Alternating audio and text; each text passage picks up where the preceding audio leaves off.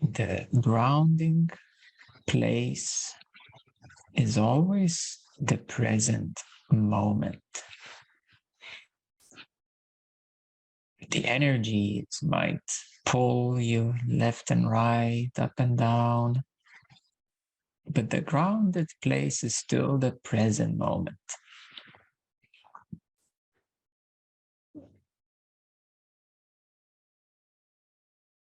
Even if you go to any deep spaces, to ground, you come back to the present moment. And your body is wonderful reminder. Your breath, your body is always here. It's always present.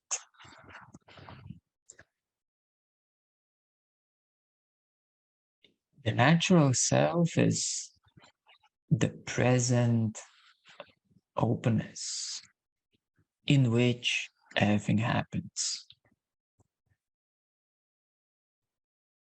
Firstly, usually it's a bit difficult to expand yourself to the openness because you might be very engaged with what happens. You might be engaged with feelings, emotions, the mind, energies.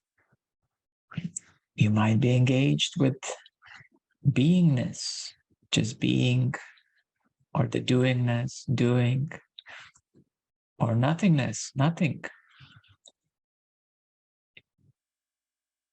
But the present openness is that in which everything happens. Even the nothingness happens in the present openness. Awareness also happens in the present openness. Awareness, boundless awareness, is a synonym to the present openness. So really and truly, the most stable ground there ever is the present openness. And that, of course, sounds completely ungrounding at first. How can you be grounded in the ungrounded, in the openness itself? At first, it is seen as ungrounded because you're going higher, you're opening up, big expansions and so on. But already in presence, you start getting a sense that the present space is more stable than the changing energies. You find an awareness to be more stable than the changing energies, spaces.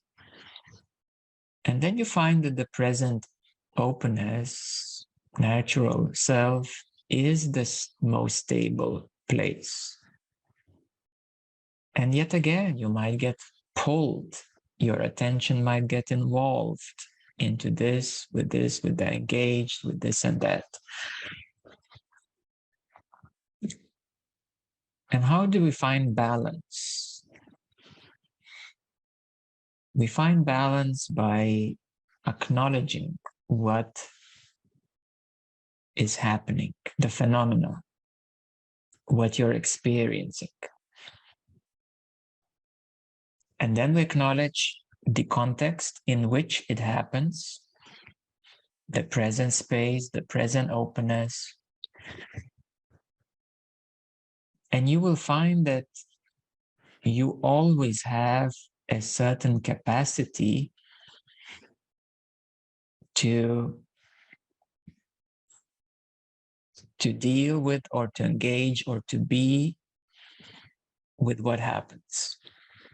It is extremely rarely that you would have no capacity to deal with what's going on. Maybe if it was something very extreme, dramatic, traumatic, or maybe some drugs that alter you and you have no control of them.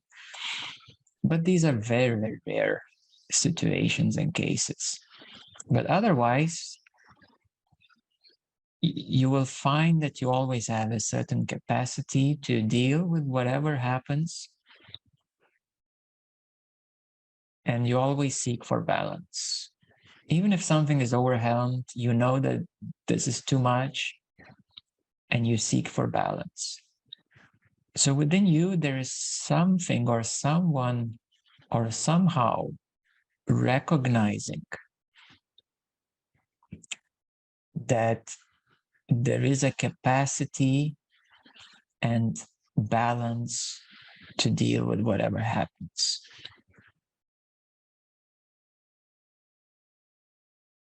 The journey to natural self is not easy, but when you are in the natural self, you find it to be most normal.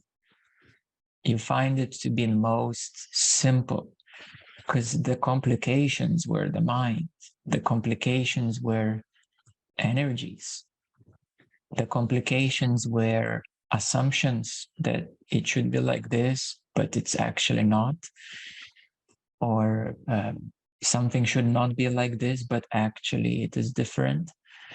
So the complications are in the middle, but the natural self is actually simple and easy. It is most effortless. You don't need any effort to be yourself, first of all. You don't need to have any effort to be aware. Just like your body doesn't need any effort to be present. So that which pulls you is the challenge. That pulls you somewhere out is the challenge. So natural self is simple, effortless, normal. You feel normal. Many times people say they really forget that they are in full consciousness because it's just so normal. And they only remember when they usually observe others and see that they're still struggling with this and this and that. Or when you recognize that you have a capacity now, a greater capacity to be here and present with whatever is going on. So this normality of full consciousness is so normal that many times you just forget about this awakening. You just feel normal, you just feel good.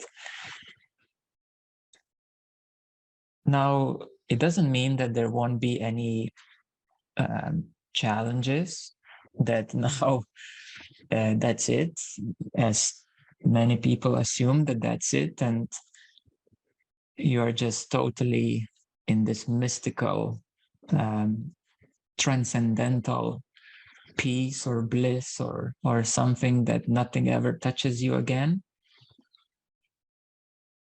That's not the case. Energies still move, body is still here, but you have this bigger okayness,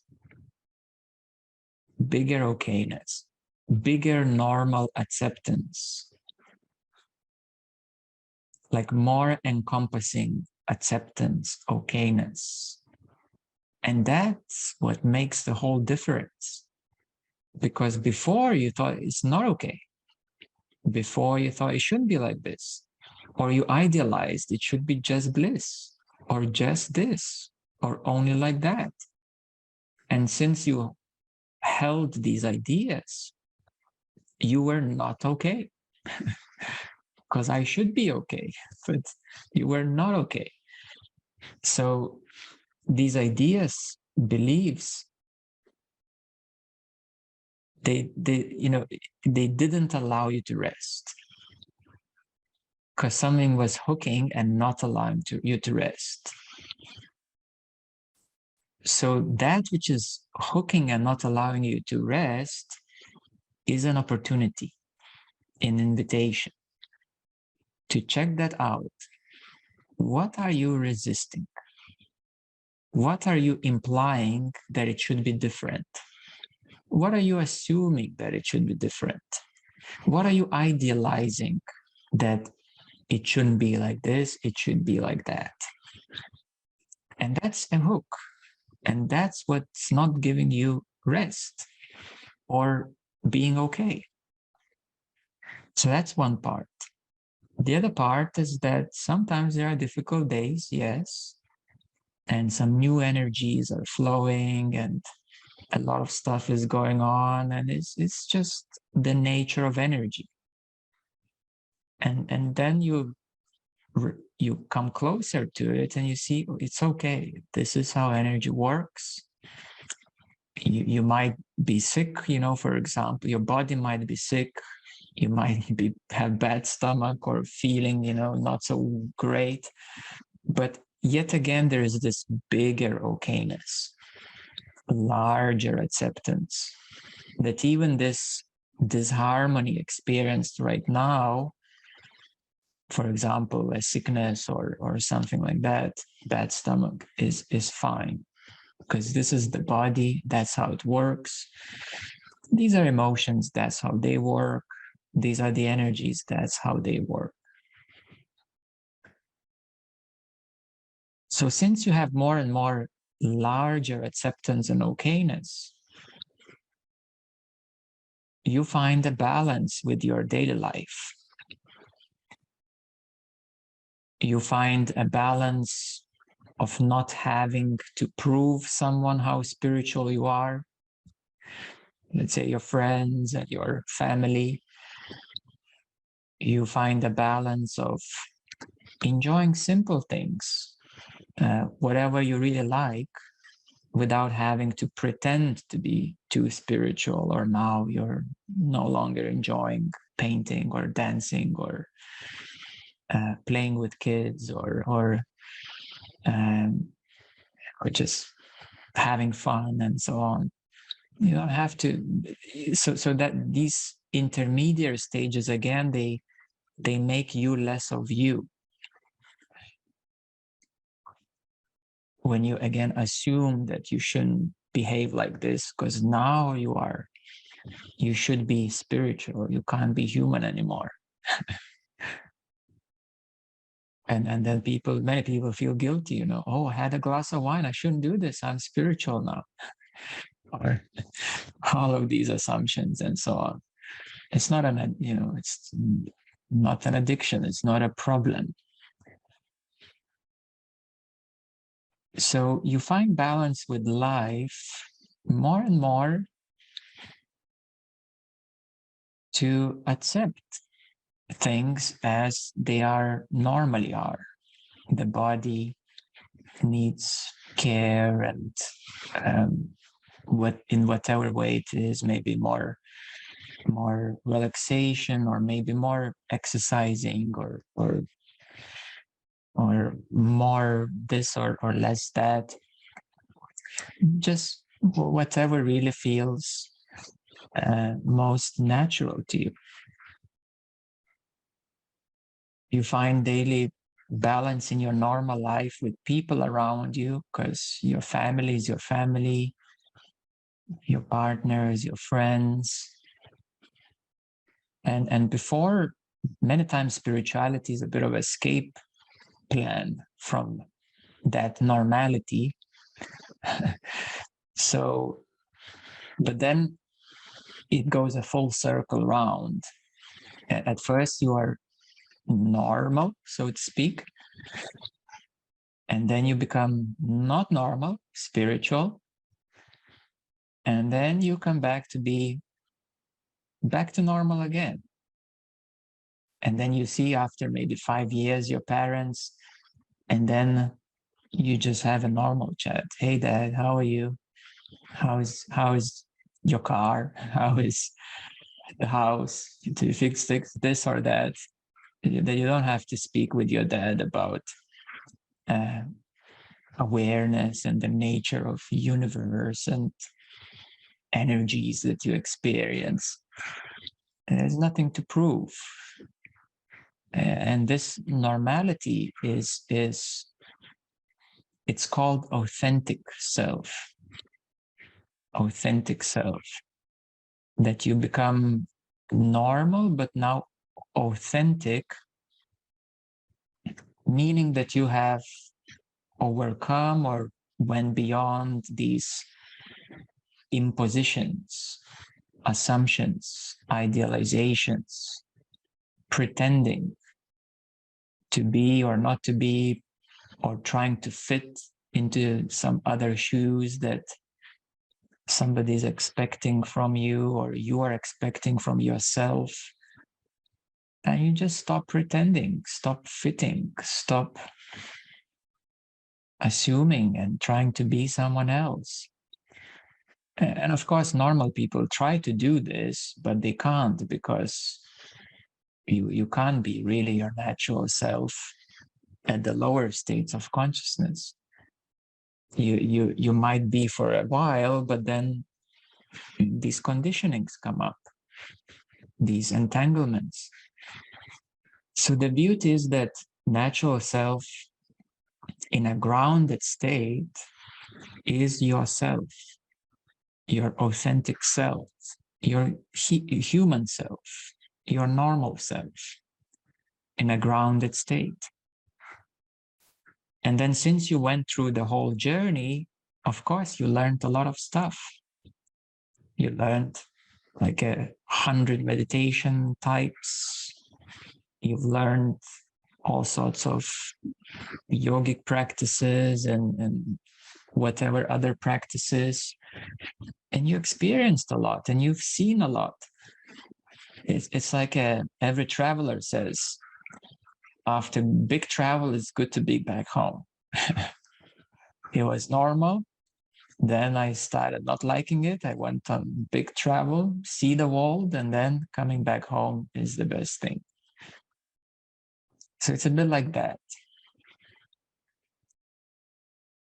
And since you have been on this travel, you've seen a lot. You've seen other cultures, other places, other people, other ways, new experiences, and so on. And they enriched you.